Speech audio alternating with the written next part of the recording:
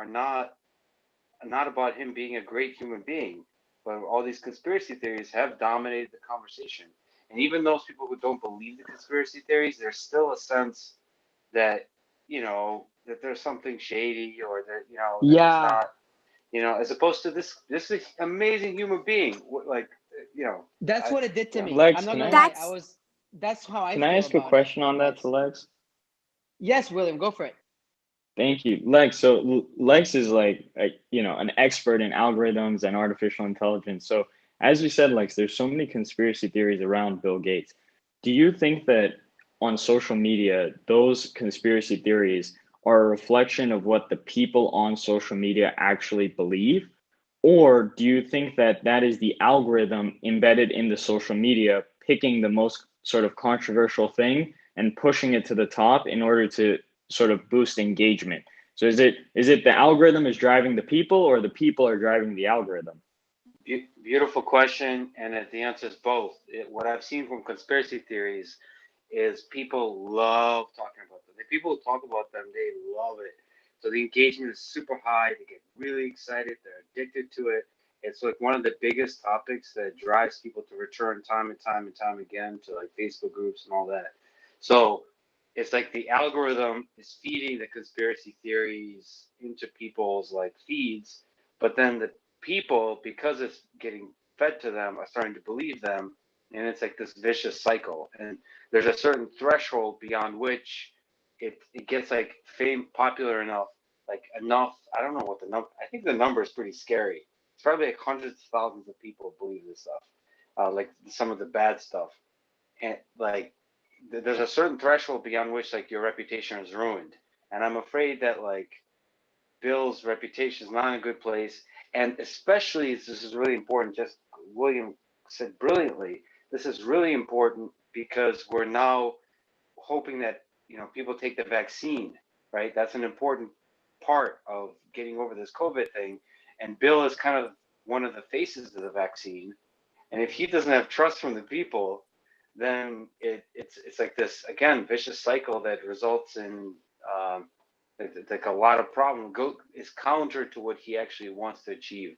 So I actually put it on him, the responsibility, like Barack Obama is an example of somebody that was with a lot of conspiracy theories around him, was able to really eloquently like dance around it, be witty, joke about it in such a way that kind of releases some of the tension.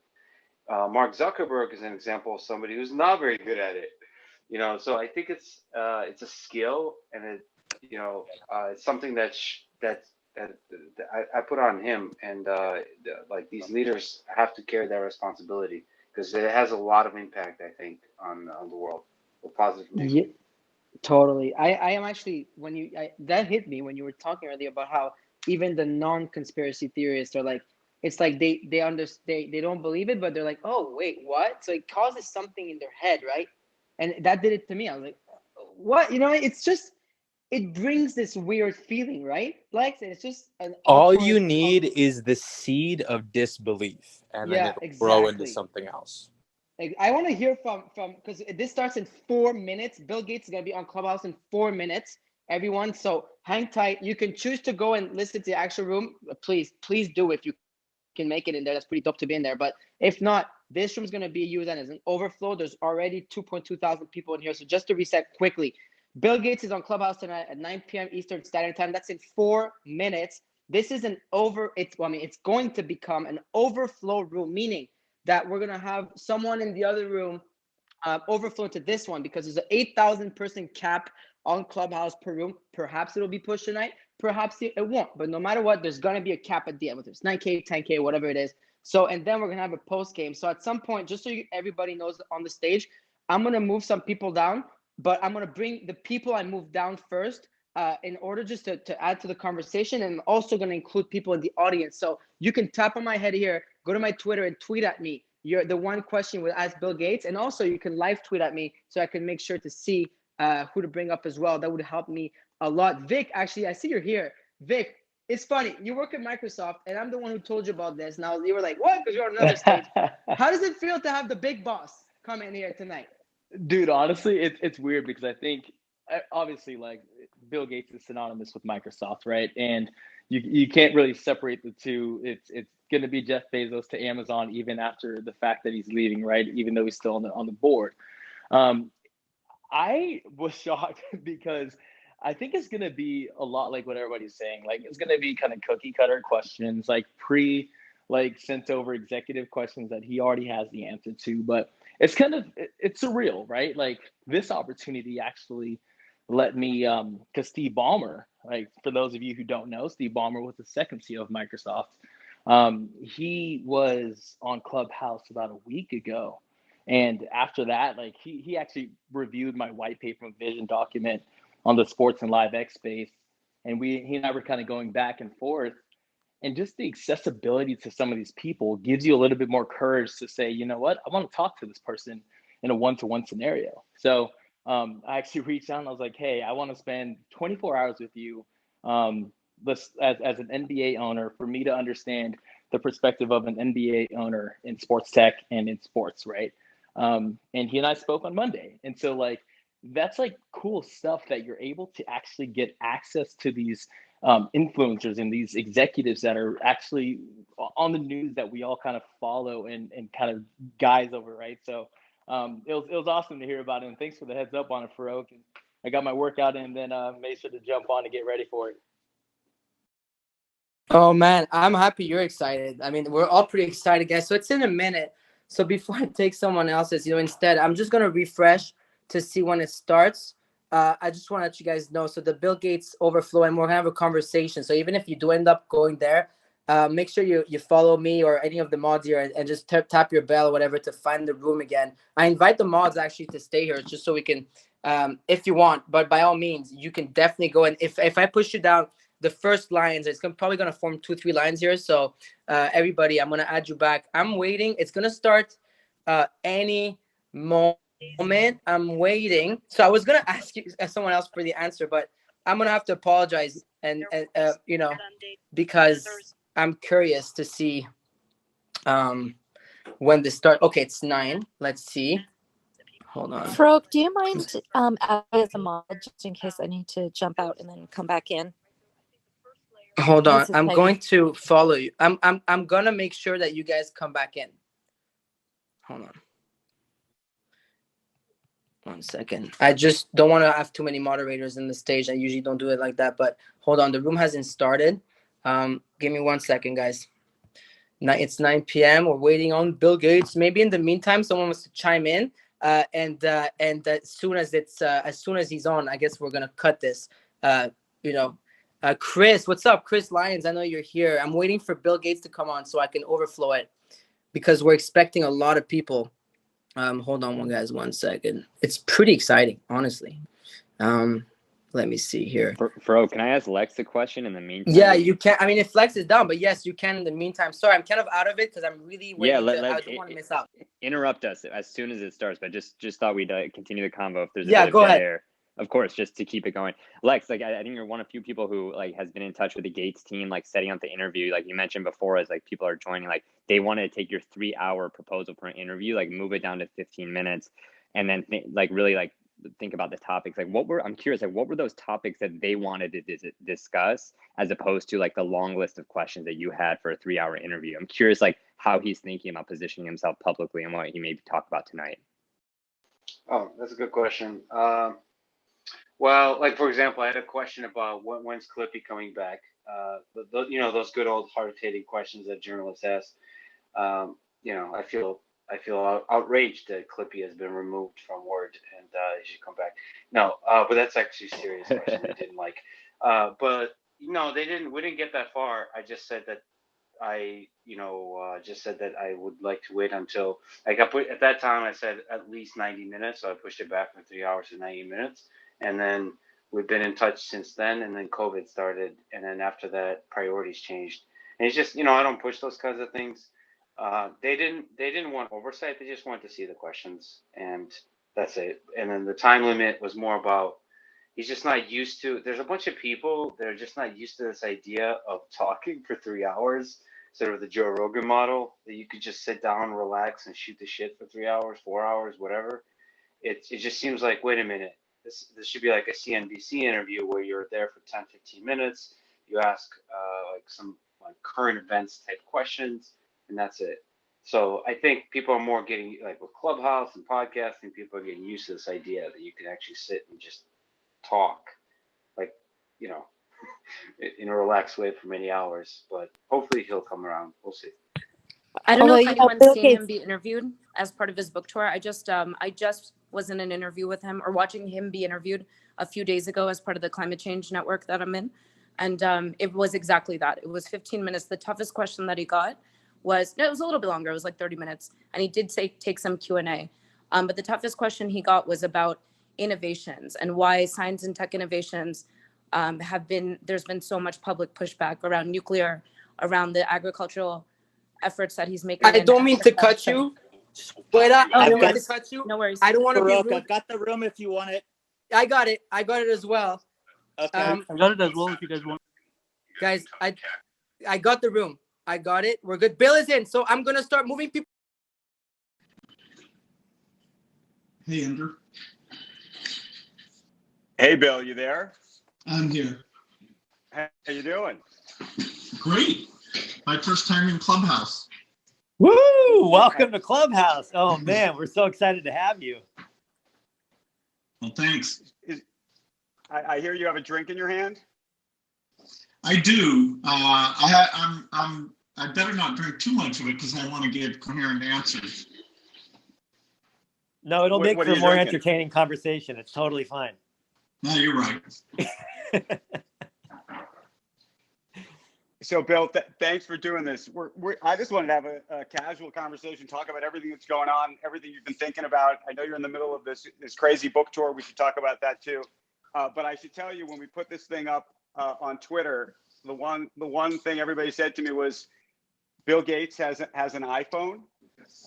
I actually use an Android phone, but because I like to keep track of everything, I'm often playing around with iPhones. But the phone I carry around happens to be Android.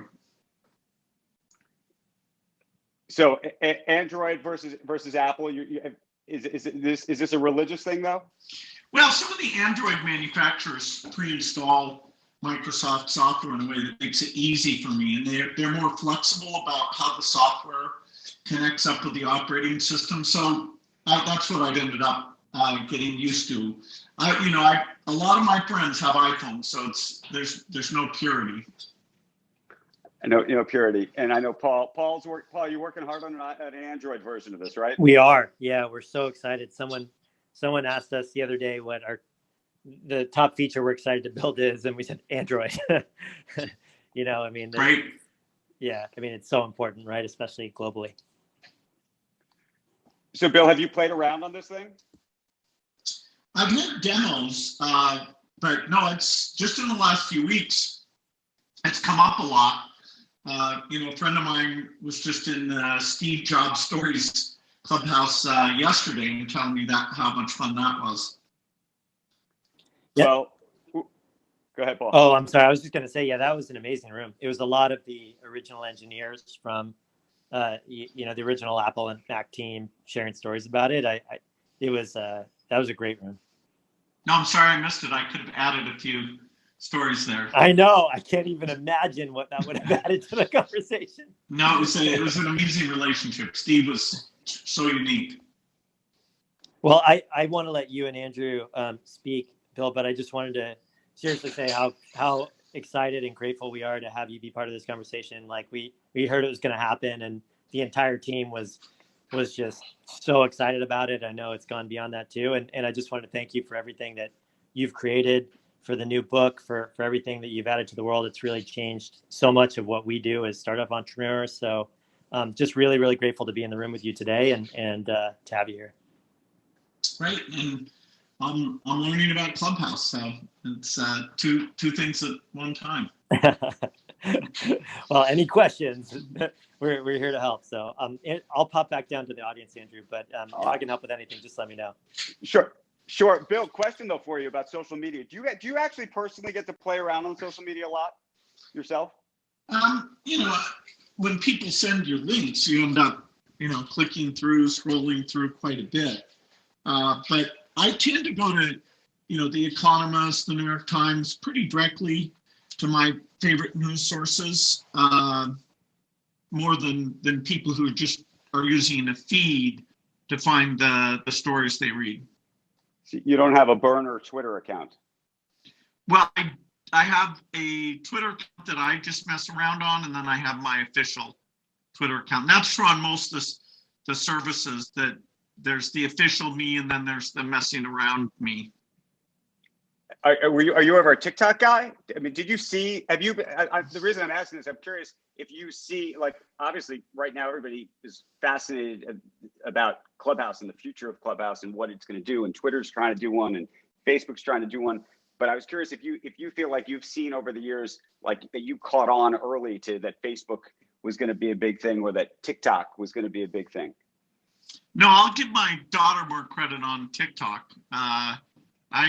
I didn't realize that there was such an unmet demand for watching people dance. But then, there was the whole divestment thing that Microsoft was at least looking at that. So I got very up to speed as part of that. I even did a few goofy videos. I got to go watch those.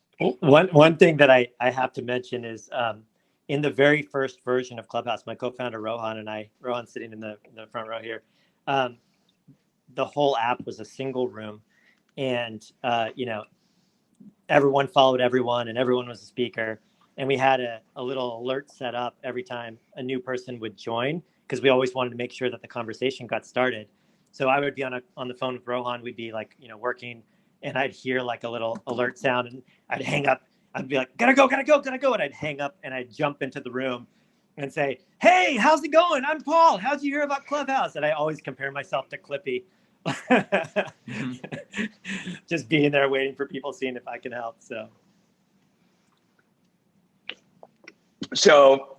Bill, you've been in the middle of this crazy book tour. We've seen you all over 60 Minutes, everywhere. Before we even get into the book and what's going on with climate, and I want to talk pandemic and so many other things, do you actually enjoy these book tours? And especially this one in particular, because it's all virtual. I'm just curious how it's going. Yeah, it's a lot of fun. I don't have to fly. I do at most 2 a day. Some are fairly specialized, like Columbia or Stanford, or groups of experts who work like a Sarah conference type thing. But the nine are just sort of city-based. We get different questions, and I pick people I enjoy talking to. Trevor Noah did one, Rashida Jones. I just did one with Christian Welker, which was great. So they managed to bring their own touch to it. I'm sure a couple weeks from now I'll be ready to move on. And do you read all the reviews of the book? I do, and so far I'm very happy. In fact, we just hit today the #1 on the New York Times bestseller list. Congratulations. It's a big congratulations. Generally, by the way, do you feel like you have thick skin, though? I've always actually been curious about this. We've never talked about this because you're written about constantly. I mean, virtually every day in one context or another. Well, climate, you better have thick skin, because the amount of oversimplification and misunderstanding is pretty broad in the field. It's a field that's so important, but I'd call it at an early stage. And you almost have to be polymathic to understand it, because there's science, there's economics, there's these models, there's weather. And, I try, not to get frustrated if people are, like saying it can be solved in 10 years or saying that it doesn't matter at all. I have to steel myself up for that, so that I'm giving a persuasive answer as opposed to an emotional response. Okay, so I want to go deep on some climate stuff, if we could. And I've read the book now, I think twice, and we've talked a little bit about it ourselves. You and I think 2 or 3 times now before this conversation. And I wanted to talk a little bit about nuclear energy, because you go deep and hard on that issue. But you also go deep at the issue that we spend a little bit too much time these days, and we're too obsessed with the ideas of EVs, for example, electric vehicles, and that we need to spend more time thinking about things that most people don't spend time thinking about, which is things like, cement and steel and farming. And so I was hoping you could sort of prioritize how you think the public should actually think about these issues. Well, a key point of the book is there are a lot of emissions, 51 billion tons a year, and the goal to stop the temperature rise is to get that to zero. And if we can do that by 2050, then we limit the amount of damage that gets done.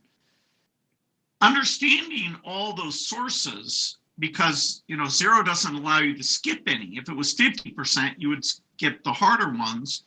And unfortunately, because we've mostly paid attention to near-term reductions, so we're putting most of our effort into the rollout of wind and solar and electric cars, which are phenomenal. I'm to prove that in some cases we can get the scale up and get the extra cost, which I call the green premium, down.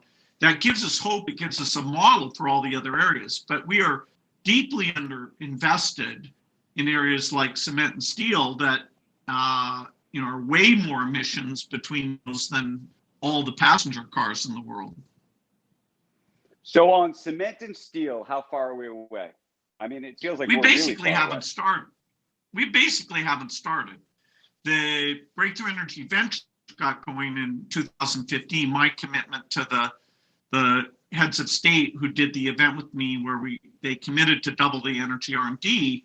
I committed to them to create a venture group that was totally specialized with a very deep business and scientific team, just investing in big climate impact things.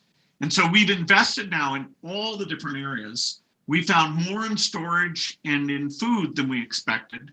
So our second fund, the second billion we just started, will push super hard to find more in the industrial areas and direct air capture, including what's called green hydrogen, that if it got cheap enough, would help solve a number of the industrial processes.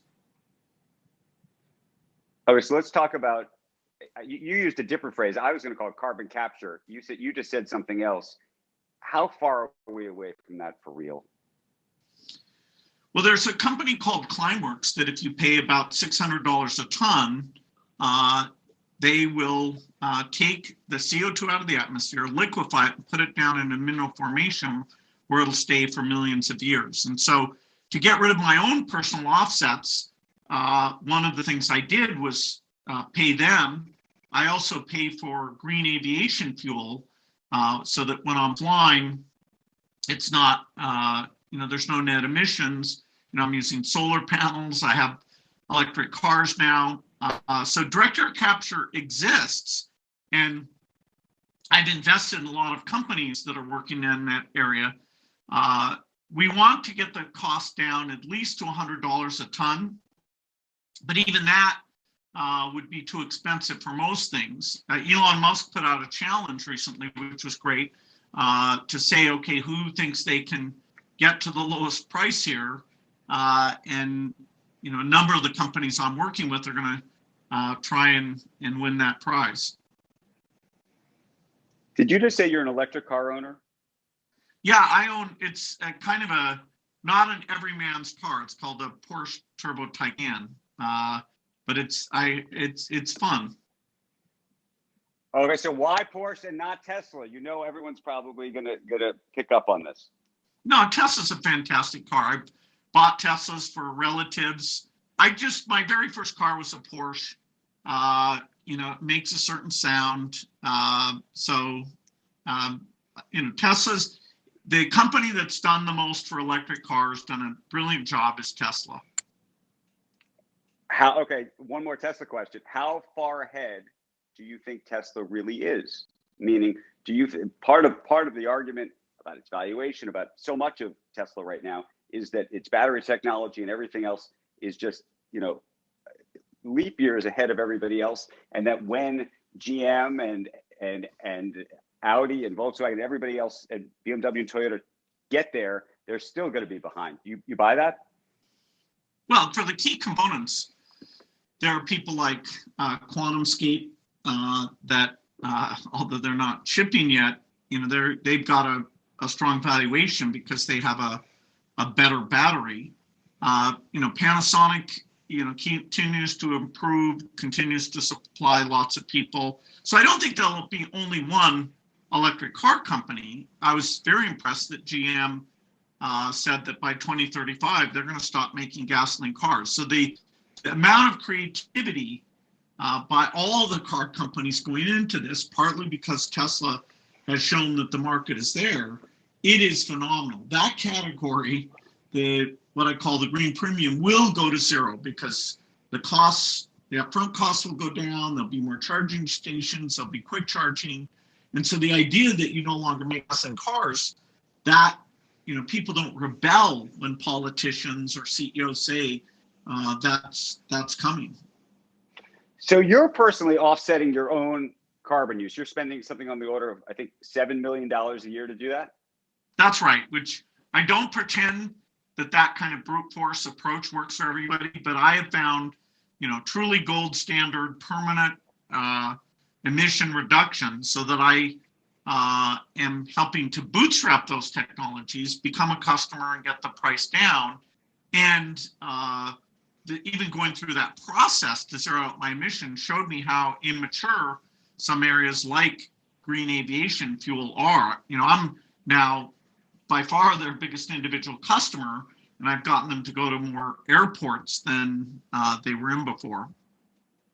So what do you make of all these companies that are buying carbon offsets? Typically, they're effectively saying they're protecting or protecting forests and trees and the like.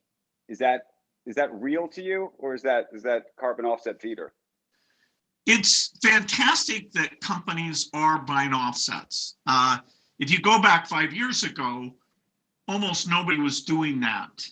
Now, some of these offsets are high impact and some of them are very low impact. And so as we work that through, the overall quality of offsets will go up. But the companies that are buying offsets are to be congratulated for caring about this cause and putting significant money into those offsets. It's up to the innovators now. We're going to get offsets to a variety of those out there, and we're going to do a better job of certifying. There's a few places you plant trees where they'll last a long time. There's other places where they won't. We need to mature how we rate the quality of those offsets. But I love the companies that are writing checks and buying offsets. So separately, you've gone big in terms of investing in nuclear energy, and it's a controversial thing to have done. And at the same time, we've had conversations about wind and solar and how quickly you think that can ramp relative to everything else. There's a big debate about that, which is to say, where should the US government and governments around the world be invested? And politically, being invested in nuclear has not been a palatable solution thus far. What do you think about that? Well, nuclear energy has provided an immense amount of green energy, and the health benefits of using nuclear versus, say, burning coal are super dramatic. Even if you account for the few accidents, it's by far the safest thing. However, I wouldn't say that today's generation of nuclear reactors, it has a path forward. They are just too complex and way too expensive. And because their safety relies on operators to do the right things, they're reactors with very high pressure inside the reactor, we need a complete from scratch generation of reactors that people call fourth generation, that there's no high pressure, that it's the physics alone that says that the radioactive material won't leave the site area. And it means using metal sodium for the cooling instead of water. Water boils and gets very high pressure and wants to leave the site, whereas a sodium pool, none of the afterheat can cause a problem because of that heat capacity. So nuclear needs innovation because economics are what really killed nuclear. once we get this demo plant done, which will take 5 years, it's half funded by the company, which I guarantee, and half by the US government, then people will see, okay, how does it look for safety? How does it look for cost? And then we'll have the hard challenge of saying to people, yes, this nuclear is super important to reliability of the grid, to let us decarbonize the grid. And so please have an open mind as you study this particular breakthrough. So, but how fast do you think that can happen realistically relative to, and this is the other issue, wind and solar? Well, wind and solar are today 6% of US generation and less than that on a global basis. And let's say you're going to have the renewables carry 80% of the load, which I think is realistic. If we build enough transmission, we get some advances in storage, and we have the final 20% be always available, non-weather dependent green, which means nuclear fission, until someday fusion comes along. And to get to that 80% implies a build rate over 3 times the peak of what we've achieved so far. And so, you could say I'm the biggest proponent of roll that stuff out. Now you've got to connect it up. We want to bring offshore wind into the mix because that's near to the East Coast where we use a lot of our power, and that won't tend to be down at the same time as the Midwest wind is down. So it helps the reliability equation quite a bit. So, 80% is kind of mind-blowing. We're not yet on a path to get that type of penetration. So, okay, different question. Green New Deal. You believe it? You buy into it or no? Well, I like green, I like new, I like deal, but if someone thinks we can solve the climate emissions in the United States in 10 years, I need to see that plan. It's just not realistic. And remember, this is not just about brute force getting rid of US emissions. That's less than 15%. This is about using the innovation power of the United States to reduce the green premiums for all areas of emissions. And so that even countries like India, who needs basic shelter, basic electricity, because they are going to require air conditioning, they in 2050 will look and see if this stuff is super expensive and we're not willing to subsidize the trillions that it would cost at this point. They're going to keep doing it the way and say that, hey, it's up to the rich world to deal with this problem, although they're very much on the front lines. And so the overall extra cost, which is the total green premium, which is over 5 trillion right now, we need to bring that down by about 95%. And the US has over half of the innovation power that will allow us to do that. Europe needs to be part of it. China needs to be part of it. India needs to be part of it. But it's kind of a global problem. And it's way, way, way too expensive to be green, particularly in manufacturing categories. So, Bill, I just discovered while we've been having this conversation that we happen to be competing against another room called, and only on Clubhouse would this be the case, climate and Bitcoin, the favorite topics here on Clubhouse. Bitcoin seems to always get into every conversation. What do you make of the whole, let's take the Bitcoin price out of it for a second. What do you make of the climate argument around Bitcoin? Well, Bitcoin uses more electricity per transaction than any other method known to mankind. And so, it's not a great climate thing. Now, if it's green electricity and it's not crowding out other uses, eventually, maybe that's okay. So I don't see the topics as deeply related, even though you might label me a Bitcoin skeptic. That is, I haven't chosen to invest money. I buy malaria vaccines. I buy measles vaccines. I invest in companies that make products. It's not hey, somebody's going to buy this for more money than I pay for it. But, if other people find their fortune that way, I applaud them. But you don't think, and there are people who believe this. I'm sticking with the climate thing on Bitcoin for a second. There are people who believe, and these are Bitcoin bears, that given the energy requirements to create and maintain the Bitcoin network, that actually ultimately, given all of the societal efforts for climate, that actually regulators or rules would be imposed or make it more expensive to actually hold Bitcoin. No, I should look at the most bullish projection on what percentage of the electricity demand it would be. There are other ways of doing digital currency that our foundation is involved with, which are done in local currency. The transactions are not secret. They're reversible.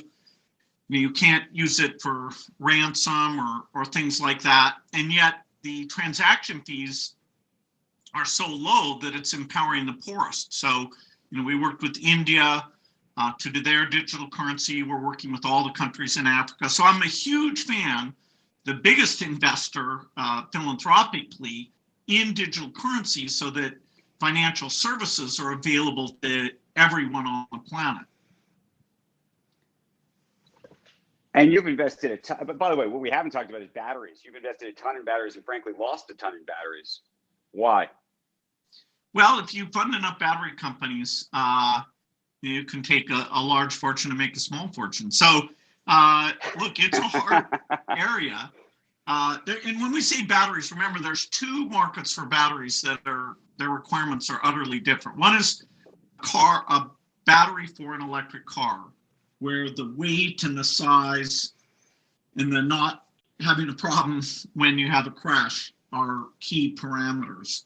Then there's grid batteries. Grid batteries are over 20 times harder, and that's companies like Form Energy, which is an investment of Breakthrough Energy. Very exciting, because they started over with very cheap elements, and they said, okay, we can give up some efficiency if we're super, super, super cheap.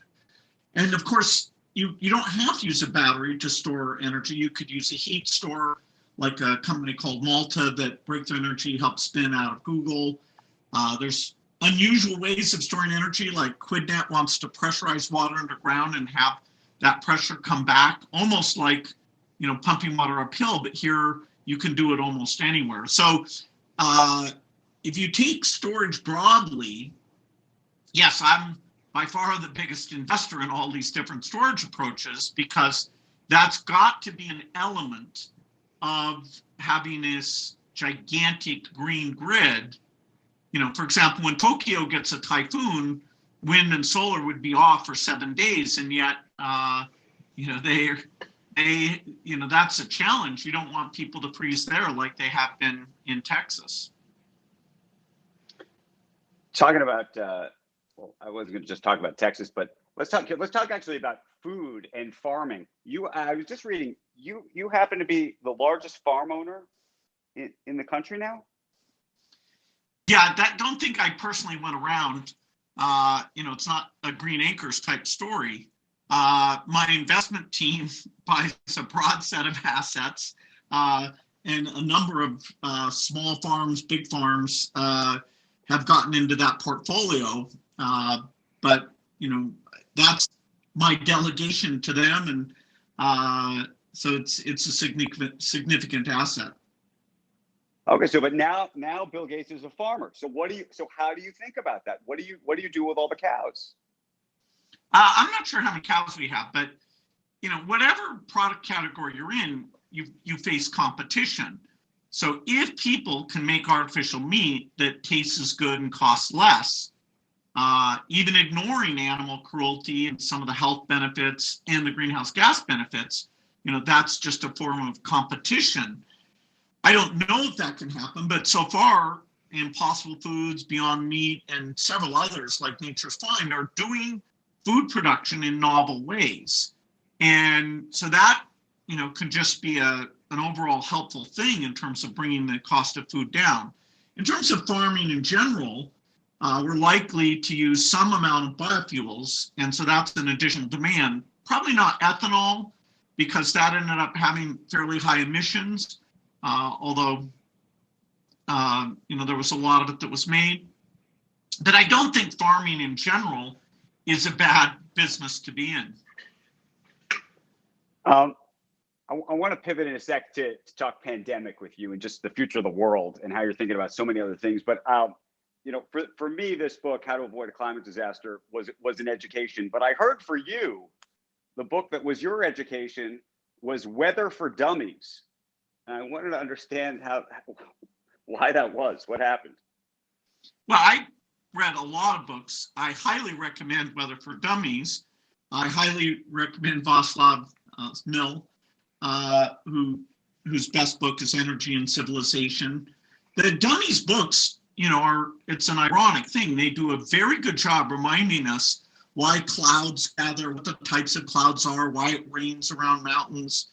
And that, as I was coming to look at all these dynamics, you know, before I ask dumb questions of the experts, I want to have grounding. So, you know, it's very well written. Okay, so let's pivot if we could for a little bit for talk about the pandemic, because you were early on this. You were very early on this, warning us all about it, and you've been involved in it in a very intense way.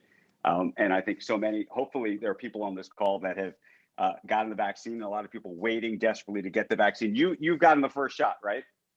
I had my second shot actually a week ago. You had your second. Congratulations. Yeah, it's the only time I've ever been thankful to be such an old person, 65 years old. Okay, so you have your second shot. Okay, so now this gets interesting. So I hope you've now started to look at a calendar. And you always, to me, were always almost overscheduled in terms of all the things you had to do. When are you going to start moving around again the way you used to? Well, I want to set a good example. If you're vaccinated, you can still transmit. It's not as likely, but unlike severe disease that becomes extremely rare, you still have a possibility of transmission. So, you know, I'm not going to stop wearing masks or, you know, be careful, particularly around older people who haven't been vaccinated. And, you know, of course, I'm with my family a lot who, you know, they're young enough that they're not yet vaccinated. So, you know, it's only by late spring or summer that we're going to get to numbers where you can look at changing your behavior in a significant way. Okay, so but help us.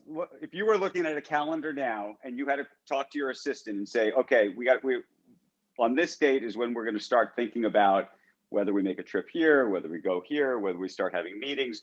What day or month does that look like for Bill Gates? Well, an important issue is getting the vaccine not just to the rich countries, but to all countries, and that's a huge role that the investments and efforts of the Gates Foundation have involved with. We've, you know, started up factories in India that are very high volume, and so global travel will still, you'll have to be careful till sometime in 2022 because of this inequity that the vaccines aren't getting out there. In the US, the supply situation is getting good. The logistics are okay. We still don't know if the demand, that is the trust that people want to take the vaccine, including in you know, people of color who have some skepticism about the health system. We need to get very high levels of vaccination before the transmission levels will drop to near zero. But I'm hopeful we'll get there. And I'd say domestically in the US, people will be able to do more, still wearing masks in the right situations and still not, you know, big full stadiums. But by summer, things will feel very different. And schools in the fall, I would expect that basically all schools will be open. Okay, but you know, I have small kids. I think, and I don't know, I'm curious what you think. I think they're going to be in school in the fall. They're in school now, actually, wearing masks. But I think they'll be in school in the fall wearing masks again, or not. Well, wearing masks isn't some huge disastrous thing. You know, there's some places where when I play tennis, they have me wear a mask and I pocket my glasses. But, you know, even that's not a big deal. So, you know, it's not expensive. You know, we're kind of used to it. You know, I would continue to model that behavior throughout the fall. until we're absolutely sure the numbers are very, very small. And how much do you worry, though, about potentially either the South African variant spreading or the fall and winter being tougher? I had a conversation with Dr. Scott Gottlieb the other day, who was saying, you know, we might have a nice spring and summer, but it might get more complicated again. Well, he's absolutely right that this is a seasonal disease, and that'll be the test. Is there a fall wave? I don't think there will be, but it depends on getting those vaccination levels up and helping the other countries so we're not having constant reintroductions. Your point about the variant's a very good one. Our foundation was funding studies in South Africa as that variant appeared. Now, we didn't know that would happen. We funded those studies so that there was some safety data from the continent of Africa, and so that we could do studies that included people living with HIV. But it ended up informing the world for 3 of the vaccines, AstraZeneca, Novavax, and Johnson & Johnson, how the effectiveness was against that variant. And you know, it didn't reduce the Johnson & Johnson and Novavax by much, AstraZeneca a little more. So the fact we had that trial there was very helpful to say, okay, do we need to tune the vaccine, which you know might mean a 3rd dose for people already vaccinated? And the companies are hard at work looking at that. And do they need to do multiple varieties? How do we cover the full set of variants that are showing up in the world, which fortunately mostly have common features?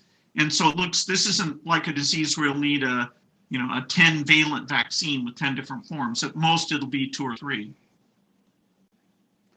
Do you think warp speed worked in the U.S.? And one of the reasons I asked the question is because what you're seeing happening in Britain, at least, it looks like they're really moving ahead of us, in part because they approved the AstraZeneca drug, which I know was something that you were supporting. Well, the reason the U.S., it was actually BARDA, then it got renamed that funny name, but BARDA funded 4 of the 5 gold standard vaccines. Pfizer chose not to take government money, so they did the deal with BioNTech and funded it themselves. But the next 4, including Moderna and the 3 I already mentioned, if it wasn't for that BARDA generosity, those things wouldn't have moved as quickly as they did. The next biggest funder was a thing our foundation is part of called CEPI. But even in total, CEPI was less than half of the BARDA checks that went out. So the one thing the US gets a good grade on in this whole pandemic, the only thing was funding the R&D for those vaccines. And that was a huge contribution for the world. And so on a relative basis, let me ask you this. Countries is there any country out there that would surprise us about how well they're doing with this, in your mind?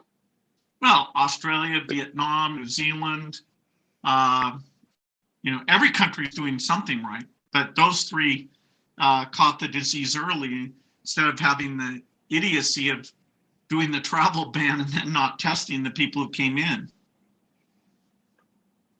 So I guess the big next question, beyond trying to figure out what next winter is going to be like, is what do we need to do to avoid the next disaster?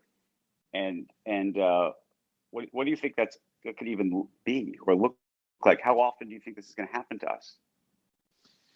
I think if you put aside intentionally caused epidemics, bioterrorism, the risk per year is like 2 or 3%. And so even at that level, though, doing the right things, spending tens of billions to avoid the trillions of dollars in damage and all sorts of damage that doesn't even get into that economic figure of mental challenges and education loss, that insurance policy is a very good deal. Now, the thing the Gates Foundation will do is make sure that those tens of billions are actually not just beneficial to the next pandemic, but you create a standby force that's working on things like malaria and measles normally and keeping their skills sharp. And if there's any hint of a pandemic, which we'll build 100 times better surveillance system, including high-scale diagnostics, those, say, 3,000 disease fighters will, drop the current infectious disease work they're doing and just totally be the brilliant people to make sure the quick epidemic response happens on a global basis. So I'm actually pretty excited that those investments in the R&D side, things like getting mRNA to be cheap, which it's not yet, getting factories all over the world, getting a new way of doing the diagnostics that's PCR, so very, very accurate, but also very cheap. The innovation during the crisis was strong, and that's a foundation that will advance not only global health and infectious disease, but that BioNTech vaccine platform, actually, the main reason they made it was to go against cancer. Our foundation invested in that company to make sure they'd have money to do infectious disease also. But this is pretty profound advance, 10 years of progress in less than 2 years.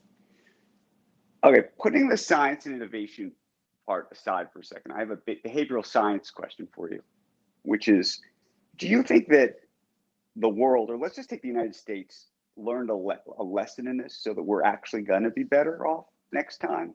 I'm not talking about the science of whether we can get a vaccine. I'm talking about whether you think when something like this happens, people are going to take seriously the real risk. They're going to actually listen to experts, or do you think that the whole idea of expertise and science has been upended during this period?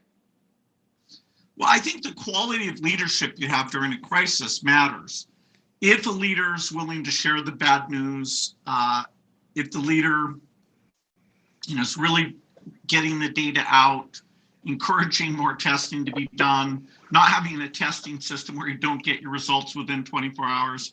I mean, the number of mistakes were pretty unbelievable. We were lucky this thing wasn't more fatal than it ended up being. But it's still, 500,000 Americans, that's an unbelievable toll. And of course, the global toll is much higher than that. I do think that for at least a generation, people will have this threat model in mind, and that the government will take the right steps, even though, maybe 10 or 20% of the people will never believe it. Apparently that's true for the election also, but, this is serious stuff. Most people know somebody who died.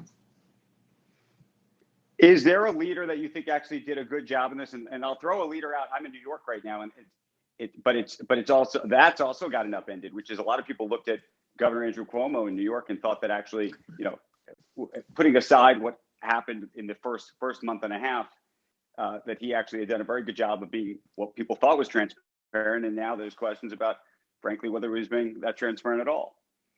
Yeah, he called me during the pandemic because there were various models that gave him such a range of how many ventilators he might need. And I would say, on a Saturday night, I got to talk to him about that. He was clearly forthright, but some of the policies about putting the numbers out and transferring people into homes where they might have caused infection, we'll be digging through what mistakes were made and what was done well for a long time here. In his case, there's some definite very positive things he did, but now we're looking at the whole way that the numbers got reported. If you want a pure example, you'd say, the leadership in New Zealand, in Australia, in Vietnam, countries that had a little bit of either SARS or MERS and understood that you have to get the commercial PCR machines, and anyone who comes into the country, you don't just do a travel ban and force a surge of infection into the country without the testing. I mean, that's so basic. And to brag about that as though it was a smart thing, that's really wild. Well, let's hope there's not another pandemic in the end. Couple personal questions before we end this. Tell us just about how what is the day in the life of Bill Gates actually in the pandemic? It's a lot of Microsoft Teams, a lot of Zoom. I can schedule myself without any time between meetings, so I have to be a little careful there. Maybe get up and stretch. But are you at home? Do you go to the office? What time do you wake up? Is there a gym? Is there not a gym? Are there people that you would have seen in the past that you're now not seeing? Are there people inside your house that you don't have? How has it changed? I mean, I know, some people have gotten rid of everybody. Other people have, how's it work for you? Well, I feel lucky that I have a home with a very good internet connection. So actually, my kids, senior in high school, a junior in college, and a second year medical student, I've seen them more this year than I would have expected because they were home a lot doing their courses online. So it's mostly just our family. I get outside to play pickleball even in the cold weather. That's been super nice. Not having to make any international trips is a huge change to my schedule because, I go to Africa, China, India, Europe, all several times a year. And it's amazing. I can talk to African leaders and do like a 20-minute video connection, get a lot done. So there are certain advantages, even though, the whole thing is a tragedy. Okay, let's talk TV because I know you watch a lot of TV. Well, we could talk books too, but TV binging during the pandemic for you. Anything you want to recommend to this audience? Well, I sat down Monday to eat dinner and I was going to finish reading a book called War Story, but instead I clicked on this Lupin, which is a French burglar on Netflix. Next thing I knew, 4 hours had gone by. So I really let myself go to seed that night. And I was kind of laughing at myself that I don't usually do that, but wow, they sure make it easy. You just sit there and the next episode is up and running. Anything else on your TV list? We've had a whole year. By the way, do you think the content's gotten better or worse during this year? Because I feel like I've sort of run through a lot of stuff. Some stuff is starting to come back. That's okay. Well, there's so much stuff that you worry there's good stuff that you're missing. The quality overall, if you compare to say 10 years ago, it's mind-blowing how good this stuff is. The complex plots, the choices, even just in the documentary area, it's quite phenomenal. I have a strange taste that I take a lot of college courses, which is on a channel called The Great Courses. That's about, a third of my viewing, where it's right now I'm taking a course on the Old Testament, which is definitely fascinating. But wow, if you want to learn stuff, this is the era that it's all there. So when you're taking these courses, watching this stuff, and your kids come in the room, are they like, Dad, what are you doing? Why aren't you watching something on Netflix, or do they sit down and want to actually watch with you? No, it's not much. I mean, my son and I watched The Americans together. That was a fun experience. It was a little too violent for the rest of the family. Modern Family, we all watched together, although that's not recent. It's nice that once you get going on something, kind of the whole family does it together. But my courses, no, those I'm pretty much solo on those. And are you a gamer, by the way? Microsoft obviously is in the game business. No, I play bridge, which by some definitions is a game, but it doesn't require a video game. I've got the latest Xbox. I played around with it some, but I'm not a heavy gamer. I sit and watch my nieces and nephews. I learn more from them than my own personal use. By the way, we were talking about social networks at the top of this because we were talking about Clubhouse. Did you ever fund any social networks yourself early on? Well, Microsoft and MSN had, the same kind of chat forums that other people did. And of course, Microsoft owned shares in Facebook because we were doing some things where we were looking at search and Facebook working together. But no, that, LinkedIn, of course, now is part of Microsoft, and that's doing extremely well. Okay, serious question, and I'm getting it on Twitter. Do you use Google or do you use Bing? I use Bing. You do? Of course. I look at Google to compare to see how we're doing competitively, and I'm always happy with them. But no, I'm a loyal Bing user. You're a loyal Bing user. Okay, this is interesting because I have to admit, don't hate me for saying this, I don't know a lot of people using Bing. Well, you travel with a very snobby crowd. it may very well be. Absolutely. You've got to come down here and get with the masses and use Bing. So, tell before you go, tell us what are you doing these days with Microsoft itself, by the way?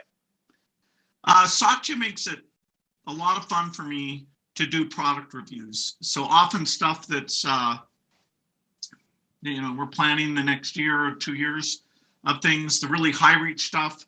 I do a lot with the agent. I'm a big believer that agents are going to be 100 times better than they are today, and that I want Microsoft to lead in that. I do a lot with Office, with AI, with Azure. I love the product reviews. So Satya's got me now where I'm doing the part of the job that I enjoyed the most, and there's enough good work that I can provide a lot of encouragement, some hints about how to do things differently. So I spend it'd be 2 or 3 days a month, although the pandemic's reduced that somewhat. I'll catch up, I hope, this summer. If you take Microsoft out of it, who right now do you think is doing the most interesting work in terms of agents, AI, and really, futuristic stuff? Well, Google and Microsoft are the two hardcore R&D companies. Yes, Amazon's doing great work, Apple's doing great work, Facebook, but in terms of really pushing the boundaries of computer science and architecture and AI, I'd say Google and Microsoft have that strong R&D commitment, both stuff that they share openly and things that they do that focus on their own products. So it's incredible. I dreamed of having R&D budgets like Satya has today. So if I can help him steer it a little bit better, it's potentially high impact and certainly a lot of fun for me. What do you think of the idea of like an Apple making a car?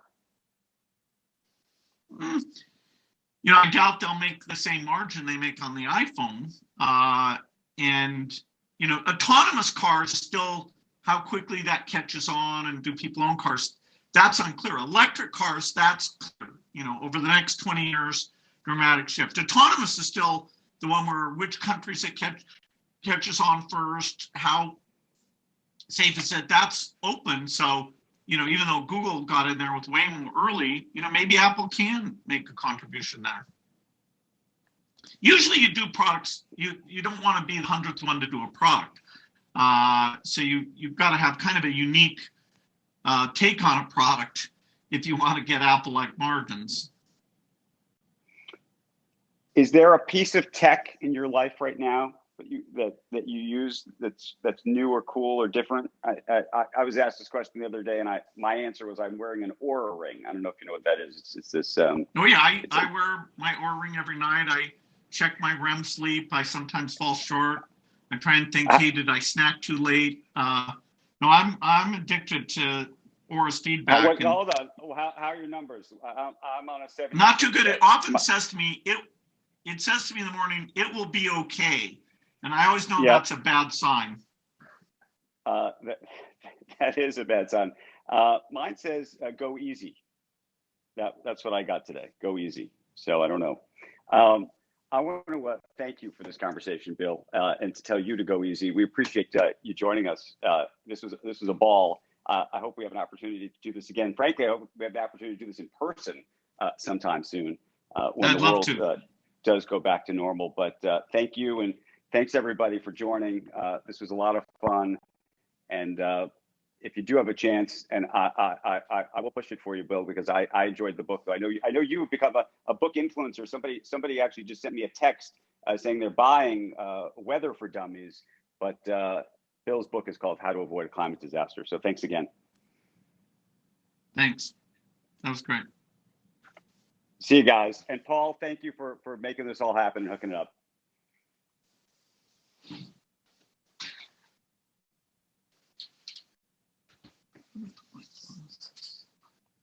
They're in your office.